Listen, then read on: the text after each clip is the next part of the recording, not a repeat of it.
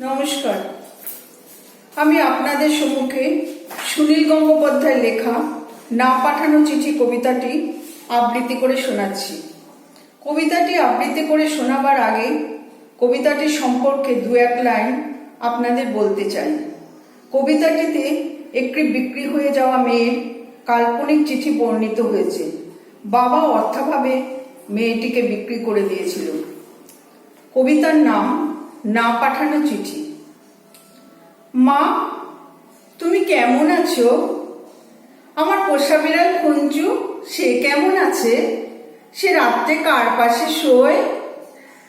দুপুরে যেন আলী সাহেবদের বাগানে না যায়। মা, ঝিঙে মাচায় ফুল এসেছে, তুলিকে আমার ডুরে শাড়িটা পরতে বলো। আঁচলের ভেষোটা যেন সেলাই করে নেয়। তুলিকে কত মেরেছি, আর কোনো দিন মারব না। আমি ভালো আছি, আমার জন্য চিন্তা করো না। মা, তোমাদের ঘরের চালে নতুন খড় দিয়েছ। এবারে বৃষ্টি হয়েছে খুব। তরফদার বাবুদের পুকুরটা কি ভেসে গেছে? কালো ভুলুরা মাছ পেয়েছে কিছু। একবার মেঘের ডাক শুনে কই মাছ উঠে এসেছিল ডাঙ্গায়। আমি আম গাছতলায় দুটো কই মাছ ধরেছিলাম। তোমার মনে আছে মা? মনে আছে আলী সাহেবের বাগানের সেই নারকোল চুরি করে আনিনি? মাটিতে পড়েছিল, কেউ দেখেনি। নারকোল বড়ার সেই স্বাদ এখনো মুখে লেগে আছে। আলী সাহেবের ভাই মিজান আমাকে খুব আদর করত। বাবা একদিন দেখতে পেয়ে চেলাকার দিয়ে পিটিয়েছিল আমাকে। আমার কি দোষ? কেউ আদর করলে আমি না বলতে পারি? আমার পিঠে এখনো সেই দাগ আছে।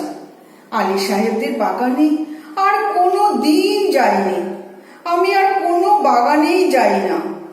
সেই দাগটায় হাত বুলিয়ে বাবার কথা মনে পড়ে। বাবার জন্য আমার খুব কষ্ট হয়। আমি ভালো আছি, খুব ভালো আছি। বাবা যেন আমার জন্য একটু না ভাবে। তুলি কি এখনো ভূতের ভয় পায়? তুলি আর আমি পুকুর ধারে কলা বউ দেখেছিলাম। সেই থেকে তুলির ফিটের ব্যায়াম শুরু হলো। দাদা সেই কলা গাছটা কেটে ফেললো। আমি কিন্তু ভয় পাইনি। তুলিকে কত খেপিয়েছি। আমার আবার মাঝরাত্রি সেই কলা বউ দেখতে ইচ্ছে করে। হ্যাঁ, ভালো কথা, দাদা কোনো কাজ পেয়েছে। নকুরবাবু যে বলেছিল বহরমপুরে নিয়ে যাবে। দাদাকে বলো ওর উপর আমি রাগ করিনি। রাগ পুষে রাখলে মানুষের বড় কষ্ট। আমার শরীরে আর রাগ নেই। আমি আর এক ফোঁটাও কাঁদি না। মা, আমি রোজ দোকানের খাবার খাই। হোটেল থেকে দুবেলা আমার খাবার এনে দেয়। মাংস মুখে দিই। আর তুলির কথা, কালো গলুর কথা মনে পড়ে। তোমাদের গ্রামে পটল পাওয়া যায় না। আমি আলু পটলের তরকারি খাই, পটল ভাজাও খাই। হোটেলে কিন্তু কখনো শাক রান্না হয় না। পুকুর পাড় থেকে তুলি আর আমি তুলে আনতাম কলমি শাক। কি ভালো, কি ভালো! বিনা পয়সায় কোনো দিন আর কলমি শাক আমার ভাগ্যে জুটবে না। জোর হাওয়া দিল, তাল গাছের পাতা সরসর করে, ঠিক বৃষ্টির মতো শব্দ হয়। এই ভাদ্র মাসে তাল পাকে, ঢিপ ঢিপ করে তাল পড়ে। বাড়ির তাল গাছ দুটো আছে তো। কালু তালের বড়া বড় ভালোবাসে। একদিন বানিয়ে দিও। তেলের খুব দাম জানি, তবু একদিন দিও। আমাকে বিক্রি করে দিয়ে 6,000 টাকা পেয়েছিলে। তা দিয়ে একটা গরু কেনা হয়েছে তো। সেই গরুটা ভালো দুধ দেয়। আমার মতো মেয়ের চেয়ে গরু অনেক ভালো। গরুর দুধ বিক্রি করে সংসারের সুসার হয়। গরুর বাছুর হয়, তাতেও কত আনন্দ। বাড়িতে কন্যা সন্তান থাকলেই কত জ্বালা। দুবেলা ভাত দাও রে, শাড়ি দাও রে, বিয়ের জোগাড় করো রে, হাবুল মিজান শ্রীধরদের থাবা থেকে মেয়েকে বাঁচাও রে। আমি কি বুঝি না? সব বুঝি। কেন আমায় বিক্রি করে দিলে তাও তো বুঝি। সেই জন্যই তো আমার কোনো রাগ নেই, অভিমান নেই। আমি তো ভালোই আছি, খেয়ে পড়ে আছি। তোমরা ওই টাকায় বাড়ি ঘর সারিয়ে নিও ঠিকঠাক। কালো ভুলুকে স্কুলে পাঠিও। তুলিকে ব্রোজিন ডাক্তারের ওষুধ খাইও। তুমি একটা শাড়ি কিনো, বাবার জন্য একটা ধুতি, দাদার একটা ঘড়ির শখ, তাকেও টাকায় কুলোবে। আমি কিছু টাকা জমিয়েছি, সোনার দুল গড়িয়েছি। একদিন কি হলো জানো মা? আকাশে খুব মেঘ জমেছিল, দিনের বেলা ঘুরঘুরটি অন্ধকার। মনটা হঠাৎ কেমন কেমন করে উঠল। দুপুরবেলা চুপি চুপি বেরিয়ে ট্রেনে চেপে বসলাম। স্টেশনে নেমে দেখি একটা মাত্র সাইকেল রিক্সা। খুব ইচ্ছে হলো একবার বাড়িটা দেখে আসি। রথতলার মোড়ে আসতেই কারা যেন চেঁচিয়ে উঠল, কে যায়, কে যায়? দেখি যে হাবুল শ্রীধরদের সঙ্গে তাস খেলছে দাদা। আমাকে বলল, হরামজাদি, কেন ফিরে এসেছিস? আমি ভয় পেয়ে বললাম, ফিরে আসিনি গো, থাকতেও আসিনি, একবার শুধু দেখতে এসেছি। হাবুল বলল, এটা একটা বেবুসে মাগি। কি করে জানলো বলো তো?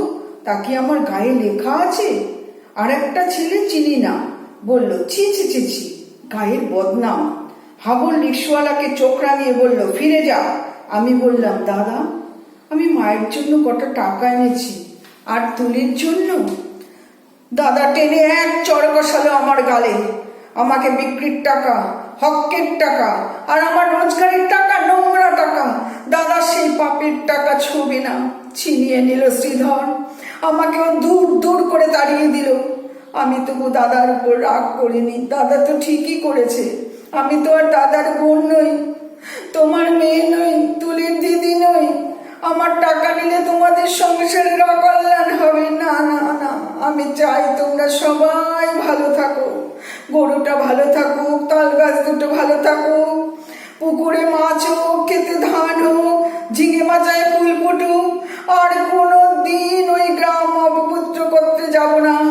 আমি খাট বিছানায় শুই, নীল রঙের মশারি, দোরগোড়ায় পাপোশ আছে, দেওয়ালে মা দুর্গার ছবি, আলমারি ভর্তি কাচের গ্লাস, বন বন করে পাখা করে সাবান মেখে রোজ স্নান করি। এখানকার পুকুরগুলো সারা রাত ঘেউ ঘেউ করে। তাহলেই বুঝছো কেমন আরামে আছি আমি। আমি আর তোমার মেয়ে নই, তবু তুমি আমার মা। তোমার আরো ছেলে মেয়ে আছে, আমি আর মা পাবো কোথায়? সেই জন্যই তোমাকে চিঠি লিখছি মা। তোমার কাছে একটা খুব অনুরোধ আছে, তুলিকে একটু যত্ন করো।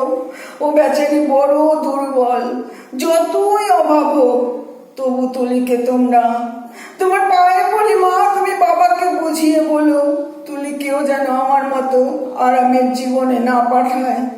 যেমন করে হোক তুলির একটা বিয়ে দিও। ওর একটা নিজস্ব ঘর, সংসার, একজন নিজের মানুষ। আর যদি কোনো রকমেই ওর বিয়ে দিতে না পারো, ওকে বলো গলায় দড়ি দিয়ে মরতে, মরলে